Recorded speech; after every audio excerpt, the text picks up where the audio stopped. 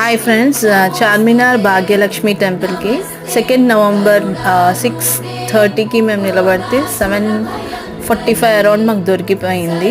ఎంత క్రౌడ్ చూసి మేము అనుకున్నాము 2 అవర్స్లో అవుతుందేమో అనుకున్నాం. ఓన్లీ ఎగ్జాక్ట్లీ ఒక 45 మినిట్స్లో అయిపోయింది.